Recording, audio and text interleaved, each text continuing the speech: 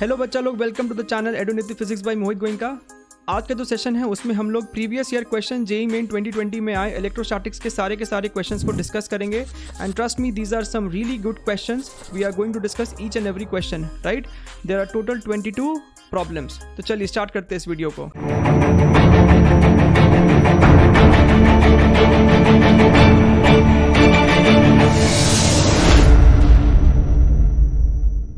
सो ये अपना first question है। इसमें हमें कहता है कि आपके पास एक हाइड्रोजन आयन है एंड एक सिंगली आयोनाइज्ड हीलियम एटम है, ठीक है। Both are accelerated from rest through the same potential difference. The ratio of final speeds of hydrogen and helium ion is close to what, ठीक। तो हमसे सवाल में कहता है कि आपके पास लेट अस से दो पॉइंट्स है, point 1 and point 2, and the potential difference between these two point is given as let us say V, ठीक है। कांस्टेंट पोटेंशियल डिफरेंस है V। अगर आप किसी भी चार्ज को इस पोटेंशियल डिफरेंस के थ्रू एक्सेलरेट कराते हैं तो हमें पता है that energy, kinetic energy gained is equal to QV। So we can write QV is equal to half mv²। यहाँ पे ध्यान दीजिए, ये कैपिटल V है, this is small v which is velocity. तो यहाँ से हमको दिखाई दे रहा है that velocity is directly proportional to under root of charge upon mass, right. ये पोटेंशियल डिफरेंस आपका कांस्टेंट है, दोनों ही चार्ज को सेम पोटेंशियल डिफरेंस से एक्सेलरेट कराया गया है, right. Half is constant, so velocity depends upon charge and mass, ठीक। तो हम यहाँ से कह सकते हैं दैट रेशियो, हमें रेशियो पूछा है ना, so velocity of hydrogen upon velocity of helium, दोनों ही आपका आयनाइज्ड है, ठीक है। So this is equal to under root charge of hydrogen upon charge of helium, right, multiplied by mass of helium upon mass of hydrogen, ठीक है। अब fairly simple है, चार्ज ऑफ हाइड्रोजन 1 होगा क्योंकि हीलियम आपका सिंगली आयनाइज्ड है, तो ये भी 1 होगा। मास of helium is 4 and hydrogen is 1, right. तो ये आपका आ रहा है 2, so the answer is 2:1, that is option number D, ठीक है। चलिए आगे बढ़ते हैं। क्वेश्चन नंबर 2 में हमसे कहता है consider 2 charged metallic spheres S1 and S2। आपके पास सवाल में कह रहा है कि 2 चार्ज्ड मेटालिक स्फीयर्स है S1 and S2। This is S1 and let us say this is S2 of radii R1 and R2। इसका रेडियाई R1 है, इसका रेडियाई R2 है, ठीक है। Electric field E1 on S1, right. तो इसके surface पे जो इलेक्ट्रिक फील्ड है वो E1 कह रहा है और यहाँ पे E2 कह रहा है, ठीक है। हमसे सवाल में दिया है that the ratio E1 by E2 is R1 by R2, then the ratio V1 by V2 is how much. तो पहले तो हम पोटेंशियल और इलेक्ट्रिक फील्ड में रिलेशन निकाल लेते हैं। Electric field at the surface is equal to KQ by R1², ठीक है, KQ बाई R1²। अगर हम यहाँ से एक R1 को क्रॉस मल्टीप्लाई करके यहाँ ले जाए, so this is ER1 is equal to KQ by R1। And what is KQ by R1? KQ by R1 is basically your V1, KQ by R1 is V1, ठीक है। तो यहाँ से हमें दिखाई दे रहा है कि किस तरीके से आपका इलेक्ट्रिक फील्ड और पोटेंशियल आपस में रिलेटेड है, सिमिलरली हम कह सकते हैं दिस इज बेसिकली E1, यहाँ पे भी E1, यहाँ पे भी E1। सिमिलरली हम कह सकते हैं that E2 R2 is equal to V2, right. तो क्यों ना इन दोनों को आपस में डिवाइड कर दिया जाए। इन दोनों को अगर हम आपस में डिवाइड कर दें तो हमें दिखाई देगा E1 by E2 multiplied by R1 by R2 is equal to V1 by V2। And what is E1 by E2? R1 by R2 है, तो यहाँ से हमें दिखाई दे रहा है that V1 by V2 is nothing but R1 by R2 whole squared, and this is your option number D, ठीक। चलिए अगला सवाल देखते हैं, क्वेश्चन नंबर 3, ठीक। सो क्वेश्चन नंबर 3 में डायरेक्टली घुसने से पहले कुछ 2 फॉर्मूले एक बार रिवाइज कर लेते हैं। कि मान लीजिए कि आपके पास एक यूनिफॉर्मली चार्ज्ड स्फीयर है, ठीक है, सॉलिड स्फीयर है, ये चार्ज यूनिफॉर्मली इसके वॉल्यूम में डिस्ट्रीब्यूटेड है, ठीक। मान लेते हैं कि चार्ज डेंसिटी जो है that is rho, charge density is rho. So we know that the total charge is going to be density multiplied by total volume, that is this much. ठीक, तो हमें पढ़ाया जाता है that electric field for r less than equal to capital R, sphere के अंदर में जो इलेक्ट्रिक फील्ड होता है that is given by rho small r by 3 epsilon naught. ठीक है, उम्मीद करते हैं कि ये फॉर्मूला आपको पता है. इससे डिराइव भी किया जा सकता है by using K Q R by R cube. यहीं से आता है. कैपिटल क्यू की वैल्यू यहाँ से सब्स्टिट्यूट कर दीजिए. And for R more than capital R, that is for an outside point, sphere के बाहर आपका electric field simply K Q by R square हो जाएगा.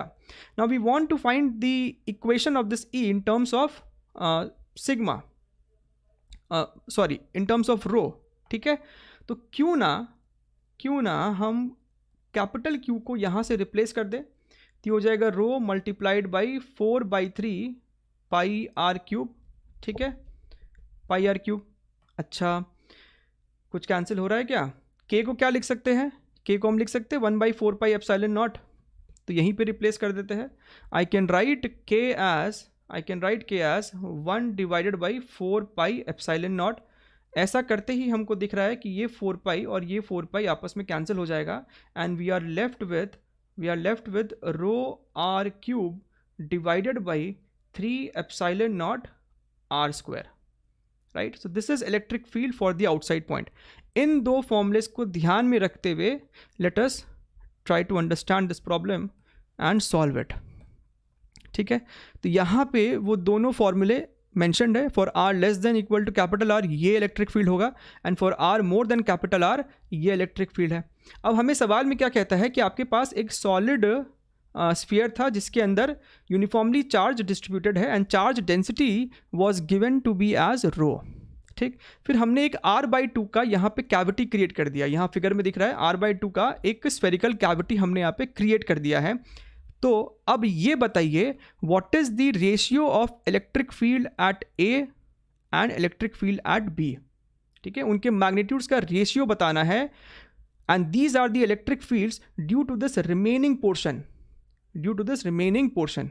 ठीक है, देखिए सबसे पहले बात करते हैं पॉइंट ए की. ध्यान से फॉलो कीजिएगा. पॉइंट ए की इलेक्ट्रिक फील्ड की बात करते हैं. इसको निकालने का बेस्ट तरीका ये है कि मान लीजिए कि पहले यहाँ पे कंप्लीट सॉलिड स्फीयर था. There wasn't any cavity, right. So electric field due to the remaining portion is equal to electric field at point A. Electric field at A due to the complete sphere minus electric field at point A due to this cavity sphere. अगर वहाँ पे जो spherical portion था उसका A point पे electric field क्या था, we have to subtract it from the complete one ताकि हमें रिमेनिंग का आंसर पता चल जाए. समझ में आ रहा है? और यहाँ पे मॉड लगा दिया क्योंकि हमें मैग्नीट्यूड पूछा है सवाल में. ठीक, अब ध्यान से देखिए. Electric field at A due to the complete sphere. जब कंप्लीट स्फीयर था तो सेंटर पे इलेक्ट्रिक फील्ड तो जीरो हो जाएगा. स्मॉल आर की वैल्यू जीरो पुट कर दीजिए. Right, so this is zero minus electric field at A due to the cavity. Right, अगर यहाँ पे आपका एक सॉलिड स्फीयर हो जिसका डेंसिटी रो है तो ए पॉइंट पे इलेक्ट्रिक फील्ड कितना होगा. राइट, तो ये इस छोटे सॉलिड स्फीयर के लिए ये एक सरफेस पे है. So I can write rho r/3 epsilon naught. तो यहाँ तक तो ठीक है. और स्मॉल r की जगह क्या लिखेंगे? This is capital R/2. So this is capital R/2. So this becomes rho capital R/6 epsilon naught. ठीक है, 6 एप्सिलॉन नॉट. अच्छा, now let us talk about electric field at point B. This is going to be electric field at point B due to the complete sphere minus electric field at point B due to sphere in place of cavity. ठीक है. अच्छा, अगर ये sphere complete था तो B point is on the surface, so we can apply this one. Rho capital R divided by 3 epsilon not minus, ना for this solid sphere, यहाँ पे जो छोटा वाला सॉलिड स्फीयर होता उसके लिए ये बी पॉइंट एक एक्सटीरियर पॉइंट है, so we have to apply this equation, this formula, right. So this is rho, यहाँ पे ये कैपिटल आर क्या था, this was the radius of the sphere, तो यहाँ पे तो r/2 रेडियस है. So very very carefully, r/2 whole cube divided by 3 epsilon naught, and the small r is the distance of point from the centre. तो इसके centre से ये वाला पॉइंट कितना दूर है, 3r/2 है. सो यहाँ पे लिखेंगे 3r/2 का होल स्क्वायर मॉड, ठीक. ओके, सो ये कितना हो गया, ρr/3 एप्सिलॉन नॉट माइनस, यहाँ पे न्यूमरेटर में आपका r³ है और यहाँ पे r² है, तो ऊपर तो सिर्फ r ही बचेगा. सो ρr and this is 2³ and this is 2², तो नीचे एक 2 आ जाएगा, सो दिस बिकम्स, और यहाँ ऑलरेडी 3 का स्क्वायर भी है, सो 3 का स्क्वायर, लेट अस राइट 3 का स्क्वायर इज 9, और नीचे एक 2 भी बचेगा along with an epsilon naught, ठीक है. Now let us take ρr/3 epsilon naught as common, so we are left with 1 minus यहाँ पे 18 है, राइट. सो ये अपना निकल के आ रहा है 17 ρr divided by 54 epsilon not. खत्म. हमसे रेशियो पूछा है, सो EA vector magnitude divided by EB vector magnitude, this upon this, ठीक. सो ये आपका हो जाएगा ρr/6 epsilon not divided by 17 ρr divided by 54 epsilon naught, and ये ρr कैंसिल हो गया, एप्सिलॉन नॉट भी कैंसिल हो जाएगा, 54 ऊपर चला जाएगा, इसको अभी काट देते हैं, ये 9 हो जाएगा. So this is 9/17 which is equal to 18 divided by 34, which is option number D, right. So a good question. चलिए आगे बढ़ते हैं. क्वेश्चन नंबर 4 में हमसे कहता है, in the finding the electric field using Gauss law, the formula is applicable. In the formula, epsilon naught is this much free space, A is the area of Gaussian surface, Q enclosed is the charge inside the Gaussian surface. This equation can be used in which of the following situation? अब ध्यान से देखिए, Gauss law ये नहीं है. Gauss law क्या है, integral over a closed surface, this is electric field vector dot dA vector is equal to charge enclosed upon epsilon naught, ठीक है. अब यहाँ पे हमको साफ साफ दिख रहा है कि E इंटीग्रल के बाहर निकाला गया होगा, राइट, और dA का इंटीग्रेशन A दिखाई दे रहा है यहाँ पे, ठीक है. So we can conclude that this E dot dA is equal to this only, ठीक है, which means cos theta was 1. इसका मतलब है कि electric field was parallel to dA vector. Gaussian surface के हर पॉइंट पे electric field was parallel to the area vector, which concludes that surface is equipotential. इसका मतलब सरफेस जो है वो इक्विपोटेंशियल है. अगर किसी भी सरफेस के पॉइंट पे, ये आपका सपोज कीजिए सरफेस था, हर जगह आपका electric field and the local area vector if it is parallel, which means surface के हर पॉइंट का पोटेंशियल सेम रहा होगा, तो इक्विपोटेंशियल सरफेस तो है, ठीक है. अच्छा, और इंटीग्रेशन के बाहर अगर E आ गया है विच मीन्स E कांस्टेंट भी है, ठीक है. सो दिस, और अंदर में बचा आपके पास ये वाली चीज, ठीक है. This is equal to Q enclosed upon epsilon naught. इसका इंटीग्रेशन किया तो आपको एरिया आ जाएगा, राइट. तो यहां से आपको दिख रहा है कि जो वहां दिया है, we have reached that, we have achieved that. ये तभी पॉसिबल हुआ जब इलेक्ट्रिक फील्ड कांस्टेंट था, मैग्नीट्यूड वाइज वो कांस्टेंट था, और surface was an equipotential surface, right. Read the C option. Only when the Gaussian surface is an equipotential surface and magnitude E is constant on the surface. So this is the only possible explanation. ठीक, चलिए आगे बढ़ते. Question number 5. Question number 5 में हमसे कहता है कि आपके पास 10 चार्जेस है और ऑल्टरनेट पोजीशन पे प्लस माइनस इस तरीके से रखा गया है. ठीक है, हमसे बोलता है कि बताइए सेंटर पे पूरे सिस्टम के कारण पोटेंशियल कितना है और इलेक्ट्रिक फील्ड कितना है. जहाँ तक बात पोटेंशियल की है, it is very simple to say. Suppose आपका जो रेडियस है that is R, suppose the radius is R, then potential is simply K Q by R. ठीक है, अब सबके वजह से अगर लिखेंगे then we have to add it up, right. So potential at point O is sigma K Q by R, right.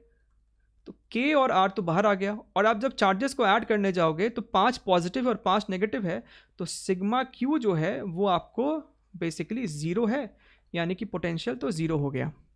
लेकिन जब बात आती है इलेक्ट्रिक फील्ड की, तो उसके लिए ध्यान से देखिए.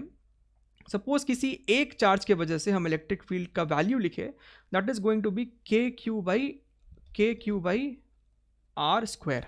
ठीक, अब ध्यान से देखिए, इस पॉजिटिव चार्ज की वजह से इलेक्ट्रिक फील्ड इधर होगा, और इस नेगेटिव के वजह से भी डायरेक्शन इधर ही होगा. So this is going to be basically 2E.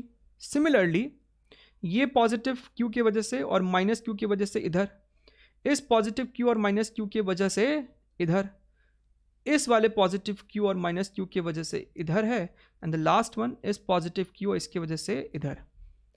तो आपको सिमेट्री दिखाई दे रही है. अगर इन सब का वेक्टर एडिशन करेंगे तो वो 0 ही आएगा. So E net is going to be 0.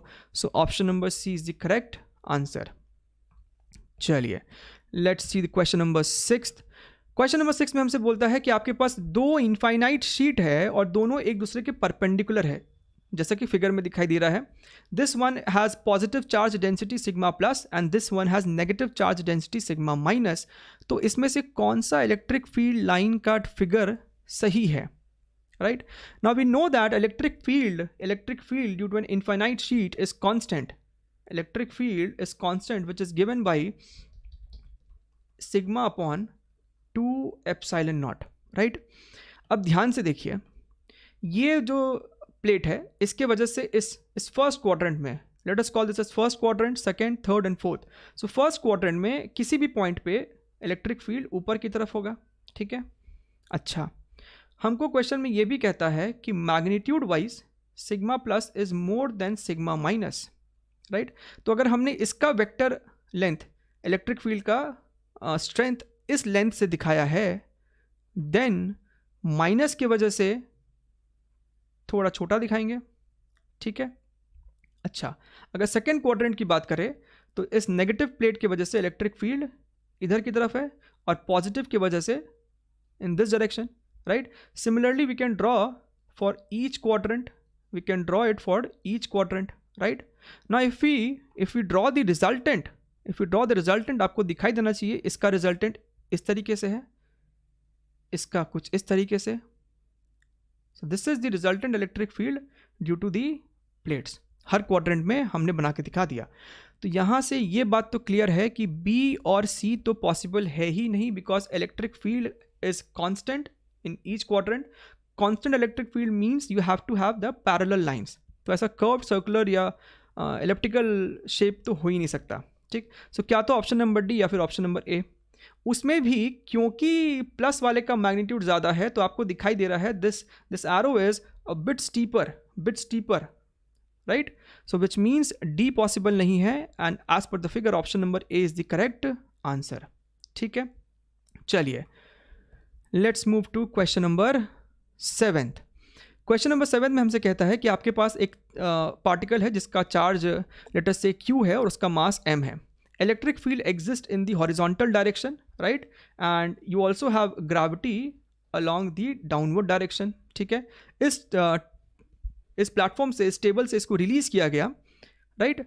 अब हमसे कहता है कि which of the following options then correctly describes the trajectory of the mass. ठीक है, अब ड्यूरिंग नॉर्मल प्रोजेक्टाइल मोशन सिर्फ ग्रेविटी होता था, लेकिन यहाँ पे इलेक्ट्रिक फील्ड भी है हॉरिजॉन्टल डायरेक्शन में, ठीक है। तो हम क्या क्या गिवन चीज़ें लिख सकते हैं? इनिशियली एक्स डायरेक्शन में स्पीड 0, वाई डायरेक्शन में भी स्पीड 0। इनिशियली एक्स डायरेक्शन में एक एक्सेलरेशन है and which is a constant acceleration due to this electric field. ये क्या हो जाएगा? This is going to be Q E by M, right. ये इलेक्ट्रिक फील्ड इस पे राइट साइड एक फोर्स लगा रहा होगा Q into E, and this force is equal to mass into acceleration. तो ए एक्स की वैल्यू आ गई क्यू ई बाई एम, ठीक। एंड वाई डायरेक्शन में अपने पास ग्रेविटी तो है ही, ठीक है। अच्छा, तो किसी भी टाइम पे let us try to locate X and Y coordinate. Let us try to locate x and y coordinate. So what can we write x? So x is going to be uxt plus half axt square. अब ux तो 0 है, so this becomes only half axt square, यानी कि x is equal to qe by 2m t square, right? And at any time t, what is the y coordinate? Y is going to be uyt, लेकिन uy तो 0 है, plus half ayt square.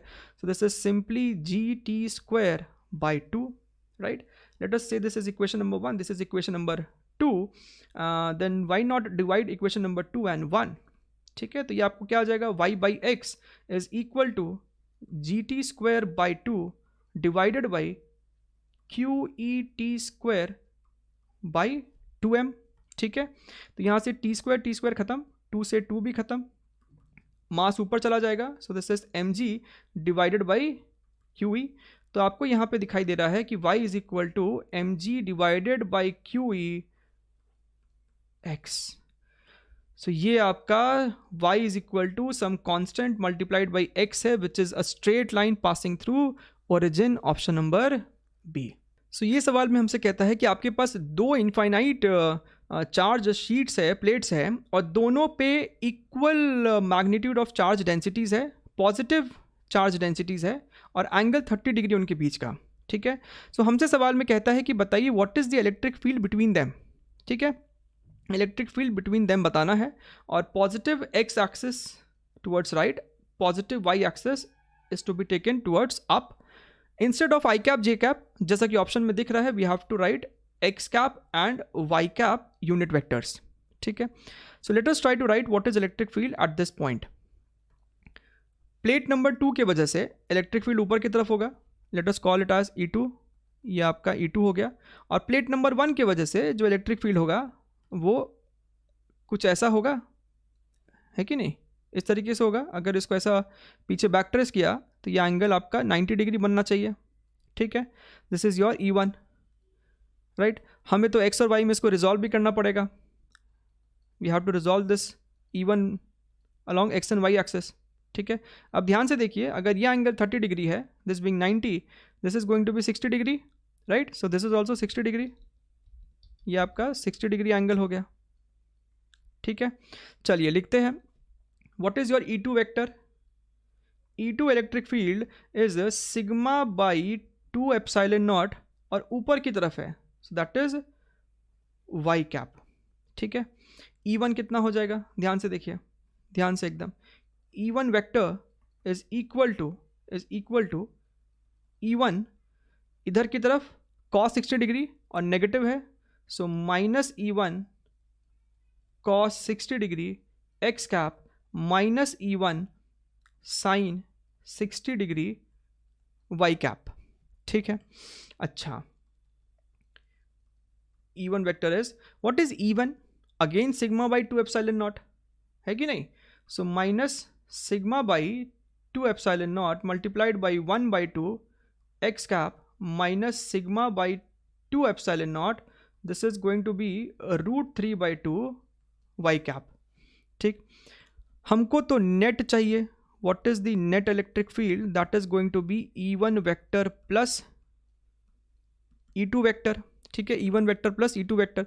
E1 vector यहाँ से लिखो, so this is going to be minus sigma by 2 epsilon naught X cap by 2 minus sigma √3 by 2 epsilon naught, एक 2 नीचे भी है, Y cap plus E2 that is going to be sigma by 2 epsilon naught Y cap, ठीक है। चारों option देखो, sigma by 2 epsilon naught बाहर common ले सकते हैं, so this is sigma by 2 epsilon naught, right. और ये वाई कैप वाले को इकट्ठा कर दो, है ना, ऑप्शन में वाई कैप वाले इकट्ठे हैं, so this is Y cap bracket, यहाँ पे कितना है, यहाँ से 1 आ जाएगा, माइनस यहाँ से आ जाएगा आपको √3/2 एंड यहाँ से आपका आएगा minus x cap by 2। So this is matching with option number D. ठीक है, चलिए आगे बढ़ते हैं। Question number 9। क्वेश्चन नंबर 9 में हमसे कहता है कि आपके पास यहाँ पे 3 चार्जेस है, 2q -4q एंड -2q। ठीक है, ये आपका ऐसा अरेंजमेंट है। Radius of this circular portion is d, angle theta is 30 degree, ये भी 30 डिग्री है, ये भी 30 डिग्री है, and BC is a straight line. What is the electric field at O along the x direction. इन तीनों charges के वजह से पॉइंट O पे x डायरेक्शन में इलेक्ट्रिक फील्ड कितना है, सिर्फ वही बताना है, सिर्फ x कंपोनेंट ही बताना है, सबका मिला के x कंपोनेंट क्या है। ओके, अब ध्यान से देखिए,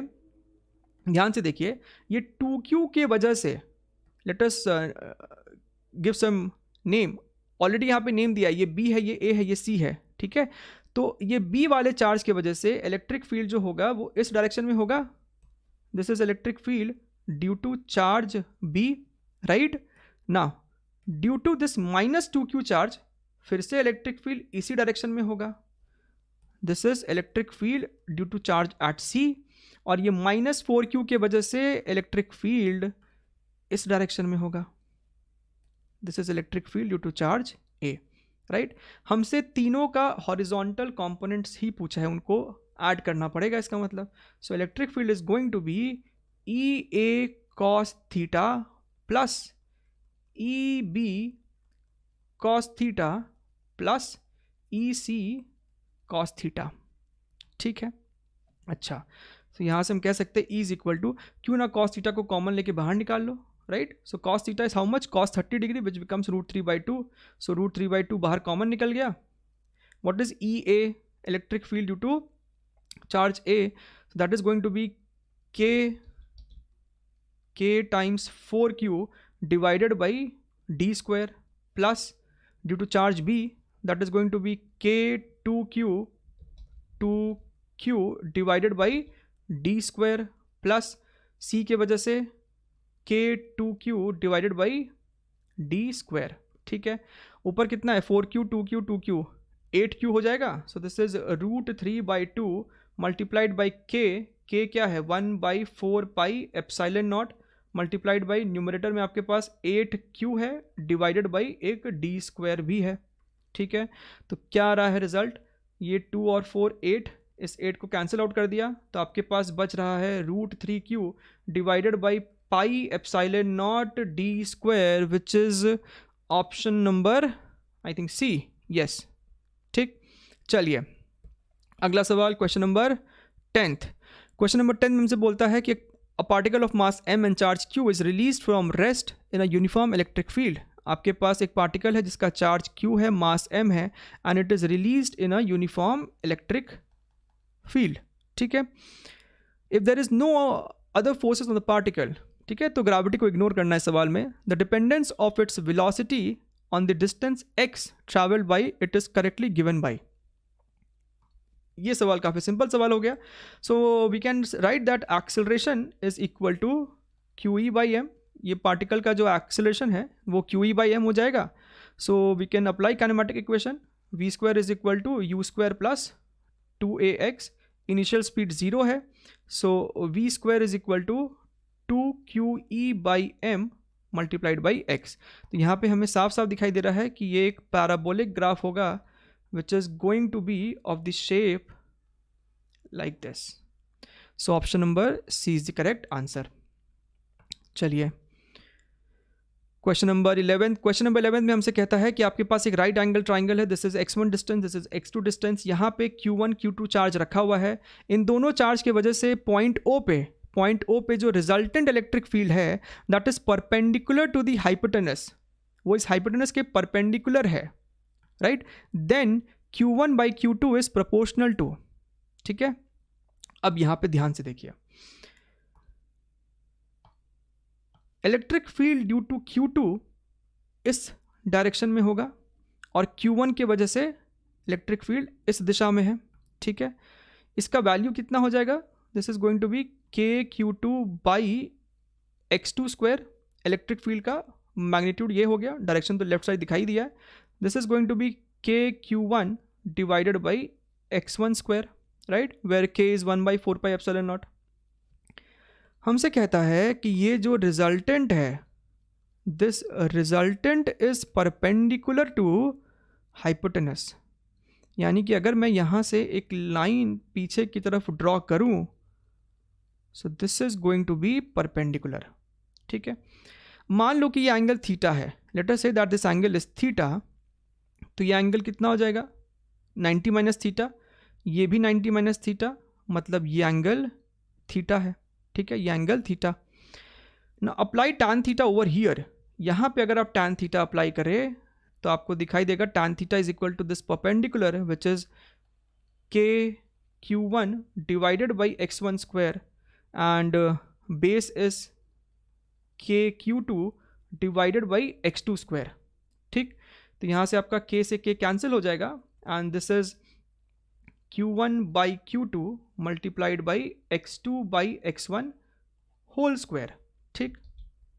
अब ये बड़े ट्राइंगल में देखिए, बड़े ट्राइंगल में आपको दिखना चाहिए कि this tan theta is equal to perpendicular that is x2 and base is x1।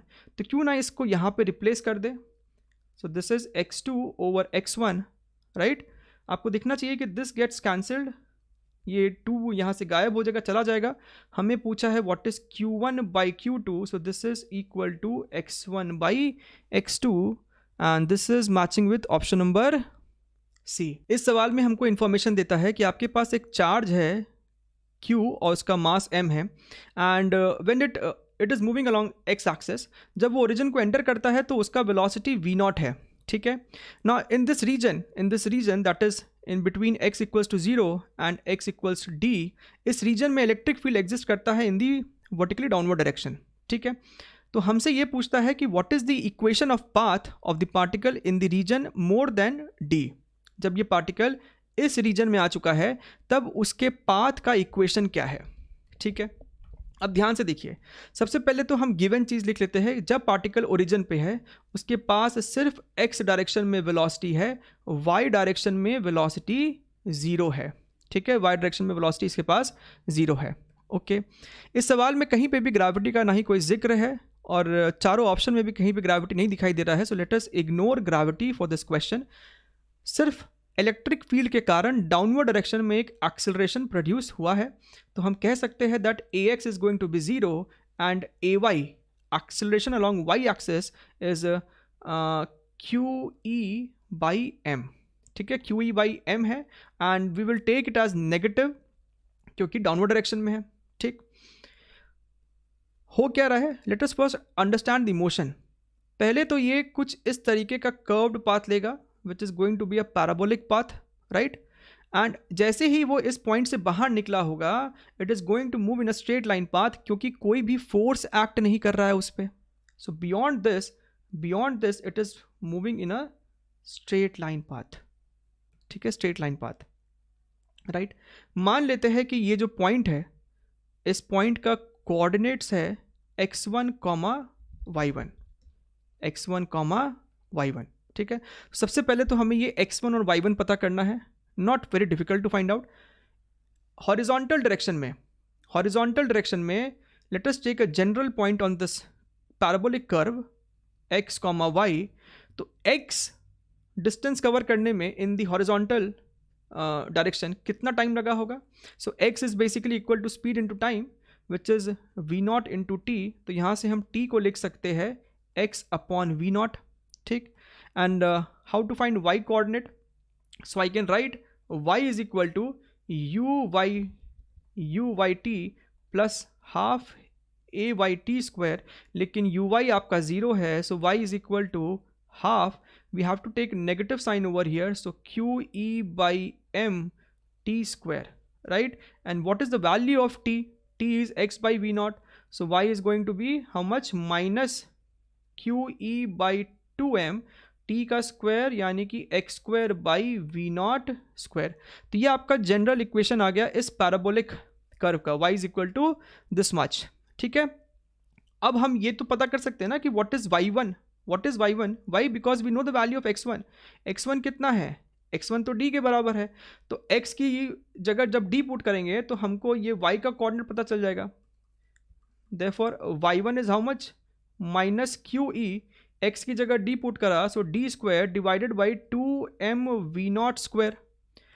So we have found the coordinates x1 comma y1।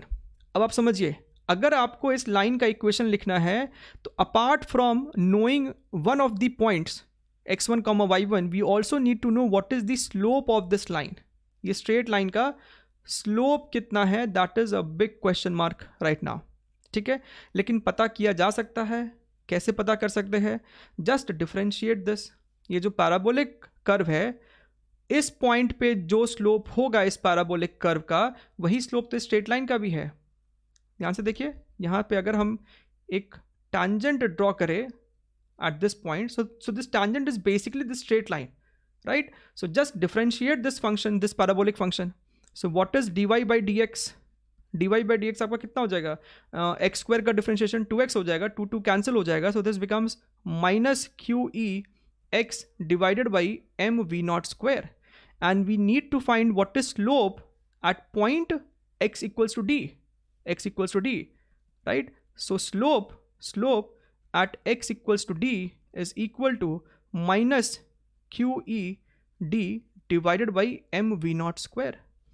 अब आपके पास स्लोप है, आपके पास 2 पॉइंट्स है, स्ट्रेट लाइन का इक्वेशन कैसे लिखते हैं हमको सिखाया जाता है। So that is y minus y1 is equal to slope multiplied by x minus x1। ठीक है, what is y1, this is over here, y minus y1 है, ऑलरेडी यहाँ पे एक माइनस साइन है, तो ये आपका प्लस हो जाएगा। So this is Q E D square divided by 2m v naught square is equal to slope which is minus Q E D divided by m v naught square, x minus x1 is d, x1 is d। ठीक है, अच्छा हमें LHS में सिर्फ y चाहिए, सो y को यहीं रखो, इस वाले टर्म को उधर ले जाओ and let us take Q E D by M V naught square as common. ठीक है, तो ध्यान से फॉलो कीजिएगा, इसको पहले उधर ले ही जाते हैं। So minus Q E D square divided by 2m V naught square minus Q E D divided by m V naught square bracket x minus d। ठीक, now let us take Q E D divided by M V naught square as common. ठीक है, तो यहाँ से क्या बचेगा, यहाँ से बचेगा आपको d by 2 minus d by 2। ठीक है, और यहाँ से आपका माइनस x प्लस d।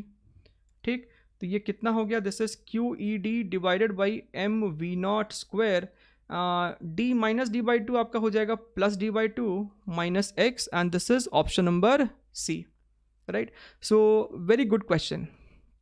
चलिए आगे बढ़ते हैं, क्वेश्चन नंबर 13। क्वेश्चन नंबर 13 में हमसे बोलता है कि आपके पास 2 चार्ज है minus Q and plus 4q, ये रखा है d बाई 2 कॉमा 0 पे, ये रखा है माइनस d बाई 2 कॉमा 0 पे। ठीक है, आपके पास एक प्लस q चार्ज है, you have this positive q charge, जिसे आप इस पॉइंट से उठा के इस पॉइंट पे लेके जाते हो, ओरिजिन से d कॉमा 0 पे आप इसको लेके जा रहे हो।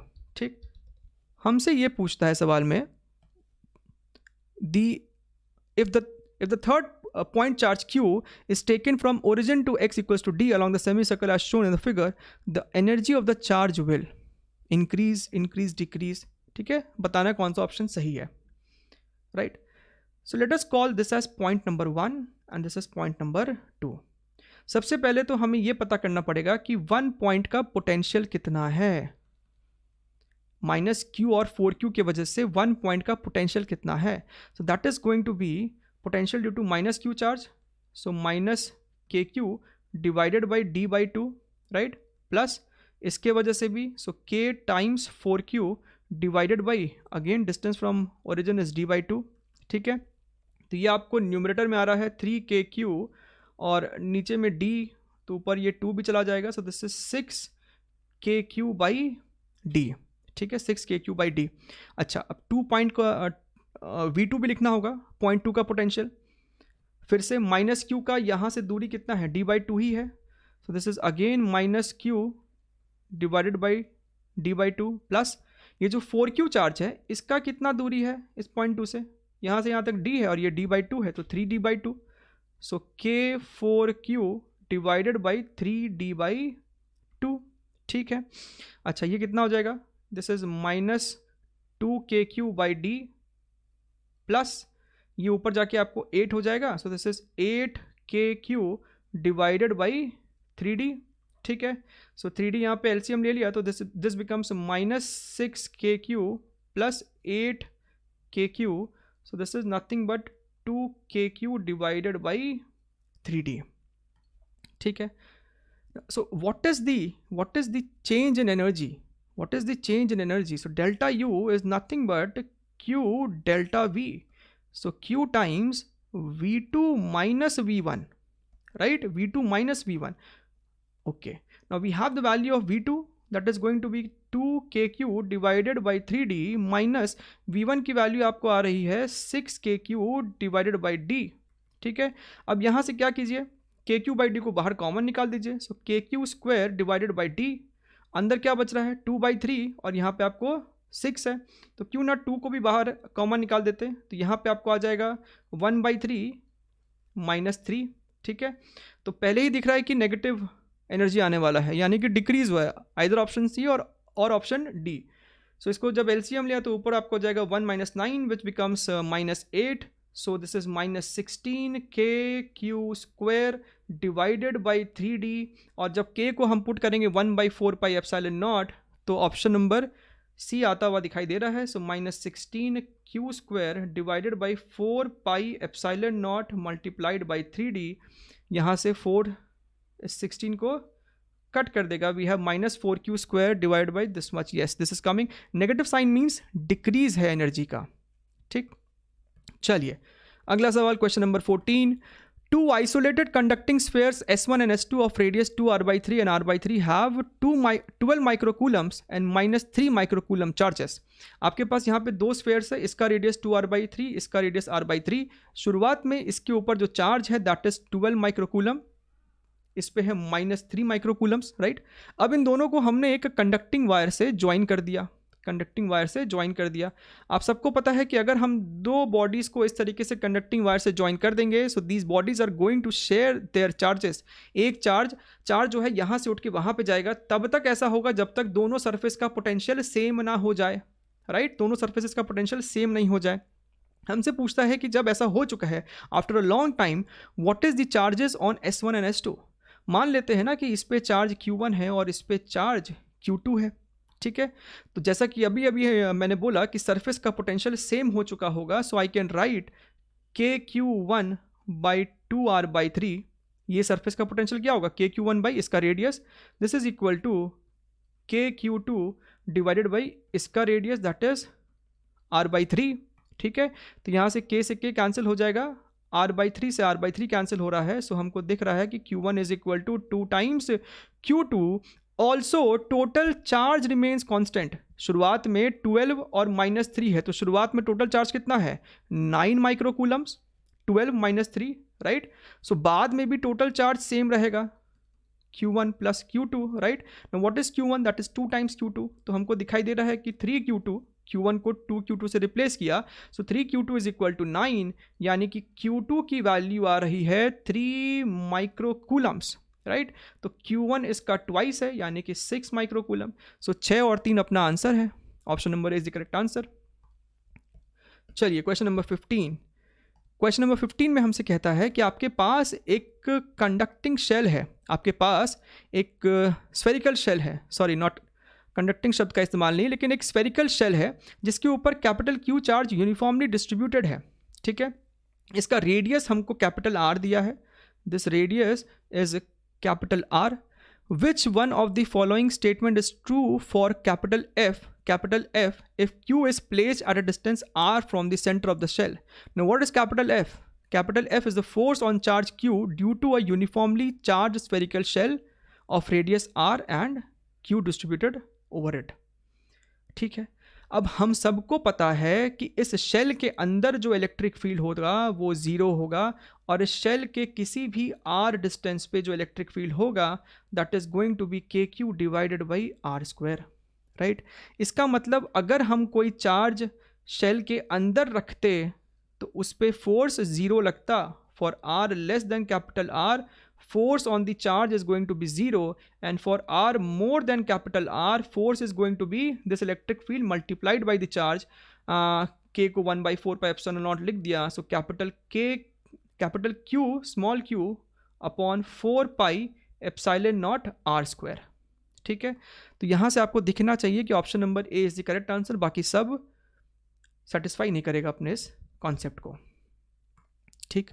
चलिए, आसान सा सवाल था। Question number 16, concentric metallic hollow spheres of radii r and 4r hold charges q1 and q2, है ना, इस पे q1 चार्ज है, इस पे q2 चार्ज है। Given that surface charge densities of the concentric spheres are equal, the potential difference Vr minus V4r is how much. So question हमको बोलता है कि बताइए what is the potential difference of this surface and this surface, ठीक है, this surface and this surface. So first of all let us write what is potential, total potential of this surface. ये जो surface का potential होगा वो Q1 charge की वजह से भी होगा और बाहर वाले शेल के वजह से भी होगा। अब एक छोटा सा कॉन्सेप्ट है, अगर पता है तो अच्छा है, नहीं पता है तो ध्यान दे दीजिए। अगर आपके पास एक ऐसा शेल है और उसके सरफेस पे कैपिटल Q चार्ज है, तो r डिस्टेंस पे पोटेंशियल तो के क्यू बाई स्मॉल r होगा, ठीक है। लेट अस से कि इसका रेडियस r है, तो इस शेल के अंदर किसी भी पॉइंट पे आप चले जाइए, पोटेंशियल कांस्टेंट होगा, that is K Q by capital R being the radius of the shell, ठीक। तो उस कॉन्सेप्ट के हिसाब से हम कह सकते हैं कि ये सरफेस का पोटेंशियल होगा Q1 की वजह से के Q1 बाई R और बाहर वाले की वजह से K Q2 divided by 4R, and potential of outer surface is going to be due to this Q1 charge, वो हो जाएगा के Q1 डिवाइडेड बाई यहाँ तक का दूरी, दैट इज 4R प्लस के Q2 डिवाइडेड बाई 4R। हमसे पूछा है what is the difference, what is this value. जब दोनों को हम सब्ट्रैक्ट करेंगे तो ये टर्म और ये टर्म आपस में कैंसिल हो जाएगा, सिर्फ ये दोनों बचने वाला है कि नहीं। सो के Q1 बाई R कॉमन ले ले, सो 1 माइनस 1/4 ऊपर चला जाएगा 3, सो this is 3Q1 divided by 4R, और इस कैपिटल के को हम लिख सकते हैं 4 पाई एप्सिलॉन नॉट, ठीक है, 4 पाई एप्सिलॉन नॉट। तो यहाँ जो दिख रहा है that is 3Q1 16 pi epsilon naught capital R, and this is option number A, ठीक है। चलिए, moving on to the next question, question number 17। Question number 17 में हमसे कहता है कि आपके पास एक कैपिटल Q चार्ज है which is distributed over 2 concentric conducting thin spherical shells of radii small r and capital R। सो आपके पास कैपिटल Q चार्ज था, आपने उस कैपिटल Q चार्ज को दोनों पे शेयर किया है। कहने का मतलब है कि अगर इस पे Q1 चार्ज है और इस पे Q2 चार्ज है, तो हमको कहता है कि Q1 plus Q2 should be equal to capital Q, ठीक है। If the surface charge densities on the two shells are equal, यानी कि अगर इस पे सरफेस चार्ज डेंसिटी सिग्मा है तो बाहर वाले पे भी सिग्मा ही है। The electric potential at the common centre is how much, इस पॉइंट पे पोटेंशियल कितना होगा। अब ध्यान से देखिए, क्या हम इस सिग्मा को लिख सकते हैं। Sigma is charge density, charge density means total charge divided by total area, दोनों एरिया मिला के क्या हो जाएगा 4 pi R square plus capital R square, ठीक है, बढ़िया एकदम। तो यहाँ से क्या हम बोल सकते हैं कि Q1 की वैल्यू जो इस पे Q1 चार्ज है that is basically sigma into surface area, that is 4 pi R square, and Q2 is sigma upon 4 pi capital R square, ठीक।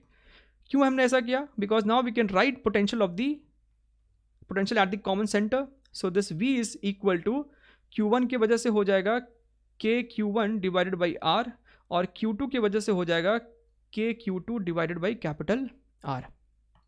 ठीक है, so this capital v is equal to, इस capital k को बाहर निकाल दिया common लेके, which becomes 1/4 pi epsilon not.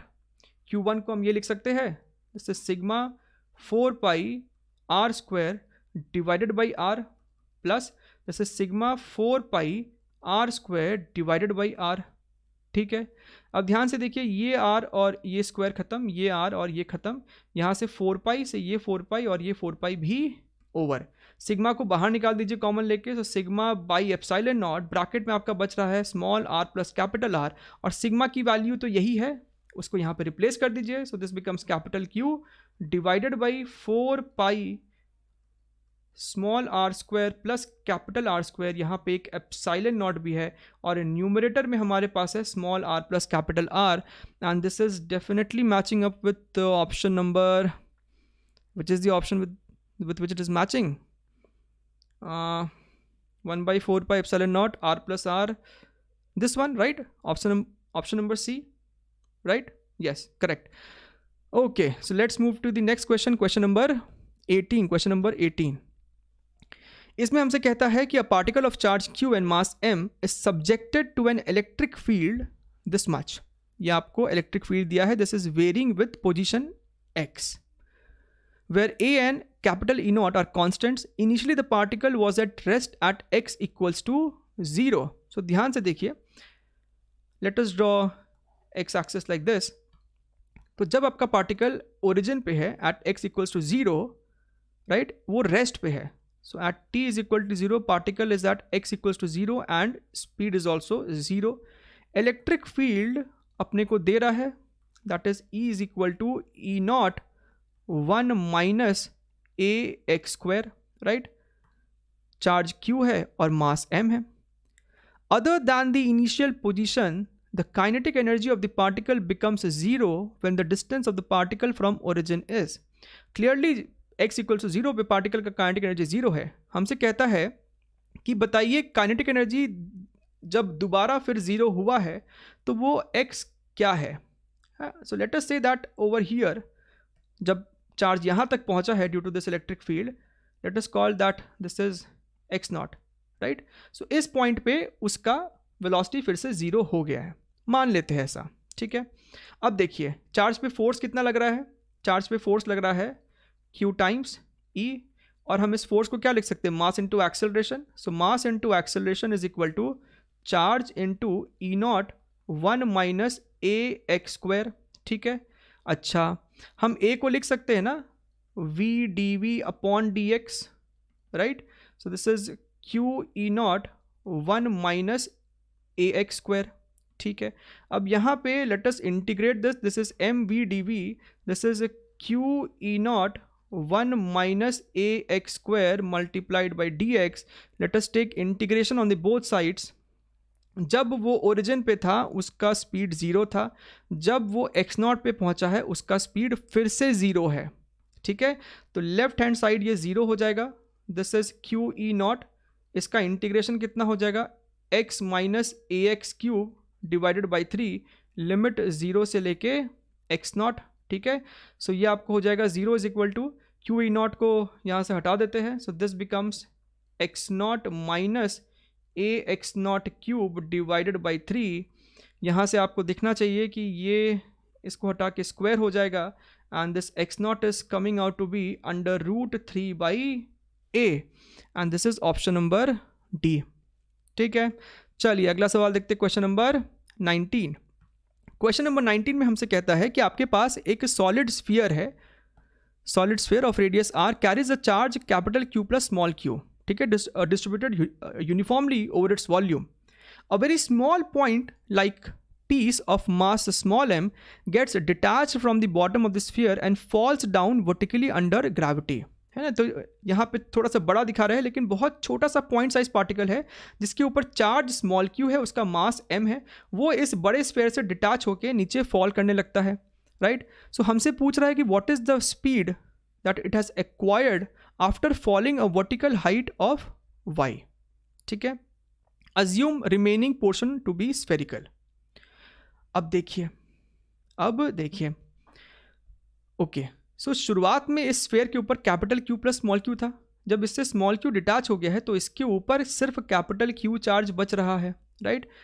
All the forces involve are conservative force, electrostatic force हो या फिर ग्रेविटेशनल फोर्स हो, so we can directly apply energy conservation, है कि नहीं. This is your initial situation and this is the final situation. So I can always write kinetic energy initial plus potential energy initial.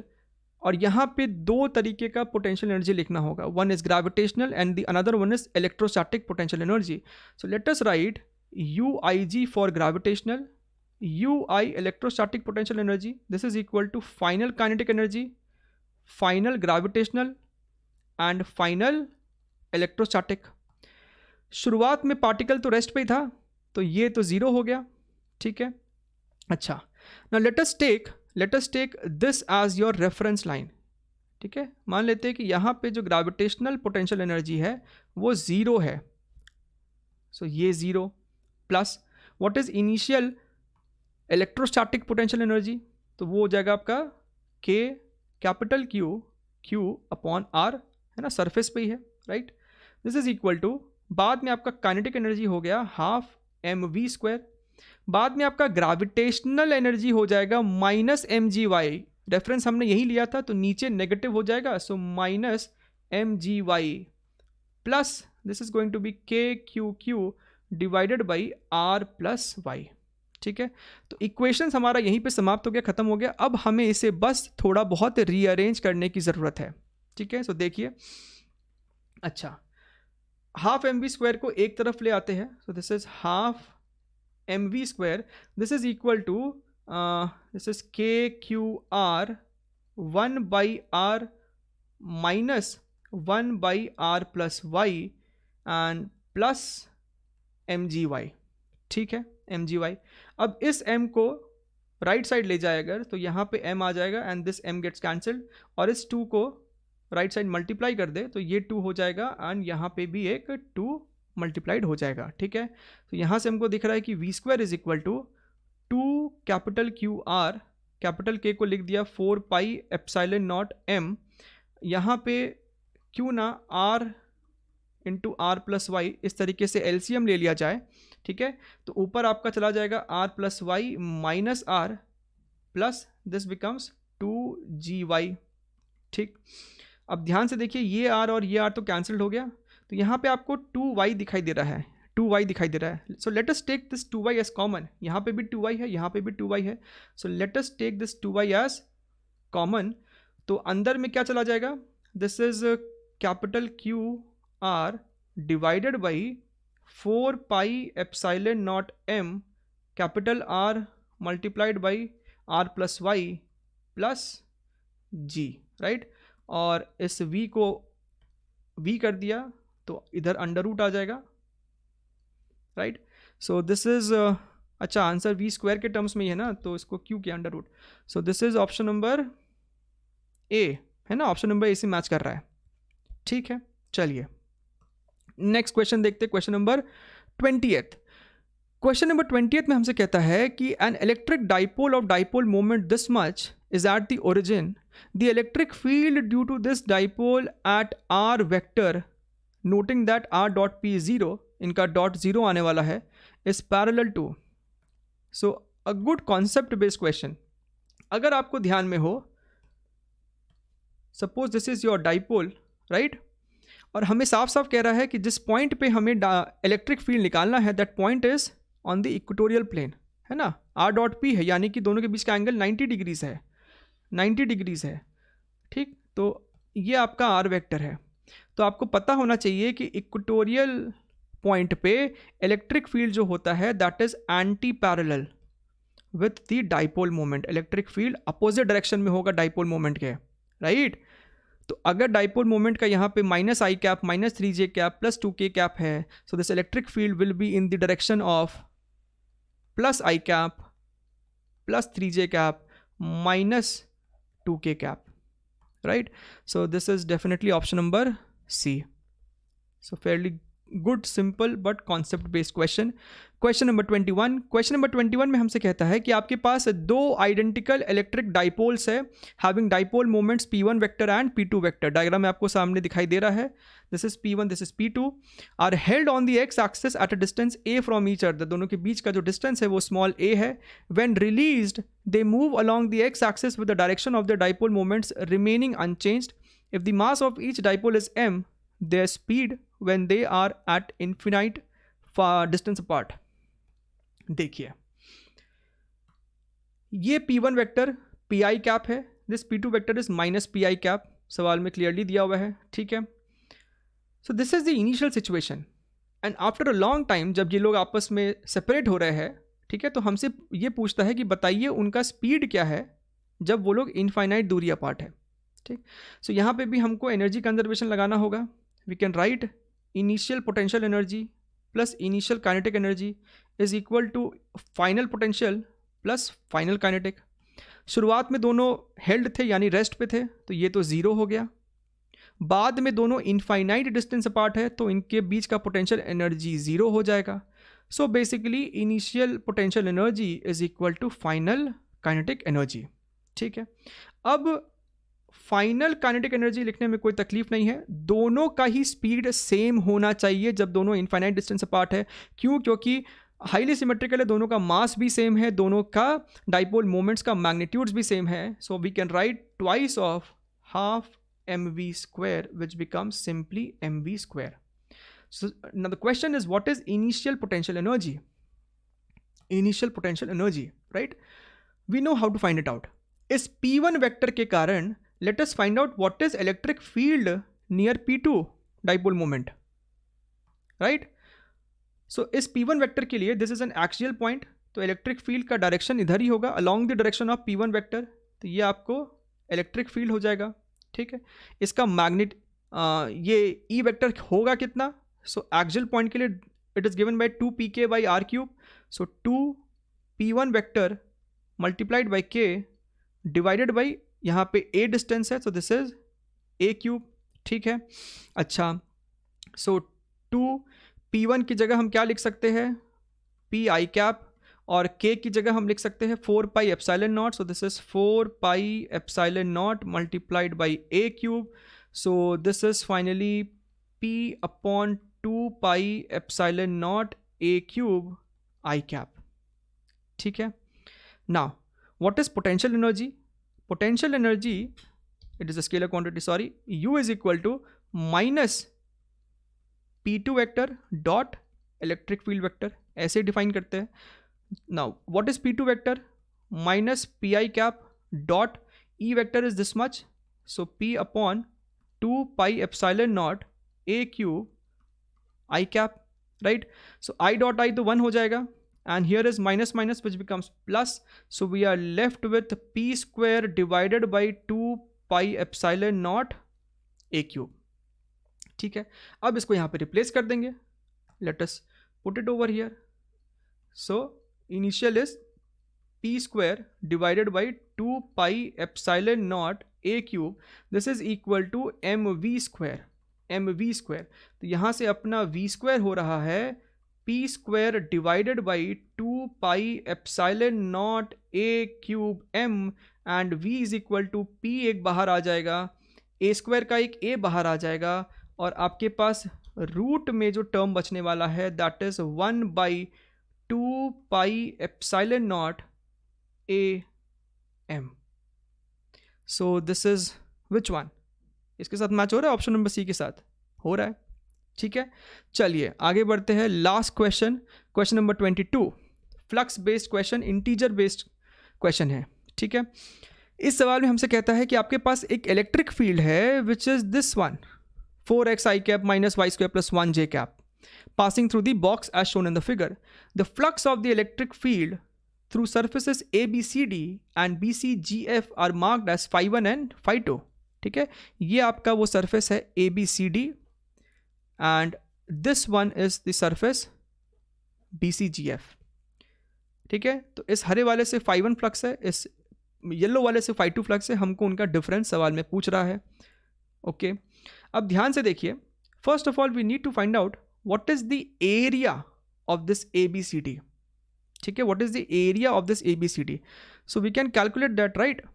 यहाँ पे देखिए ये length कितना है, this is what 2, this is 2, and what is this much, ये कितना है, ध्यान से देखिए, ध्यान से देखिए, दिख रहा है, ये 3 है, this is 3, so this area magnitude is basically 6 and direction is going to be up, तो हम यहाँ से कह सकते हैं this A1 vector is equal to 6 k cap, 6 k cap.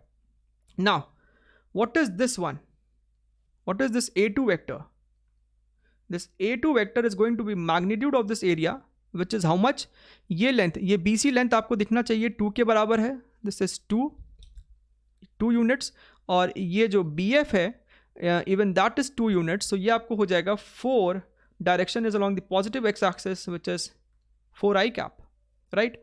अब फेयरली सिंपल है, हमें phi1 phi2 निकालना है, so phi1 is equal to electric field dot area vector. ना electric field is 4xi cap minus y square plus 1j cap, this whole dot A1 vector which is 6k cap, right. So I dot k करोगे तब भी 0 आएगा, J dot k करोगे तब भी 0 आएगा, so this is 0। What is phi2, what is phi2, phi2 is again E dot A2 vector, right. So यहाँ पे E को फिर से लिख देते हैं, so this is 4xi cap minus y square plus 1j cap dot 4i cap. यहाँ पे I डॉट I 1 हो जाएगा, I डॉट j 0 है, but this is going to give some value, so this is 16x, ठीक है। और ध्यान से देखिए ये जो सरफेस है, इस पूरे सरफेस का x कोऑर्डिनेट है कितना, दैट इज 3, दैट इज 3, तो यहाँ पे x की जगह 3 पुट कर देंगे, सो 16 टाइम्स 3 विच इज 48। हमसे सवाल में पूछा है phi1 minus phi2, so this is 0 minus 48 which becomes minus 48 and units 48 and unit is going to be Newton meter square per coulomb, right? So the answer is minus 48. This is the final answer. So this was complete one short video on electrostatics PYQs JEE Main 2020, right? उम्मीद करते हैं कि आप सबको ये session अच्छा लगा होगा, बहुत कुछ समझ में भी आया होगा, काफ़ी चैलेंजिंग प्रॉब्लम्स भी थे, कुछ 2-3 वेरी वेरी इजी क्वेश्चंस भी थे, but overall this was a good electrostatic questions, right. And जिन्होंने अभी तक चैनल को सब्सक्राइब नहीं किया, प्लीज़ सब्सक्राइब कर लीजिए, शेयर कर लीजिए, लाइक कर दीजिए, बहुत ज़्यादा एफर्ट जाता है, सो प्लीज़ जितना हो सके इसे स्प्रेड कीजिए, चैनल को शेयर कीजिए, ठीक है। सो मिलते रहेंगे अगले वीडियोज़ में, until then take care, bye bye.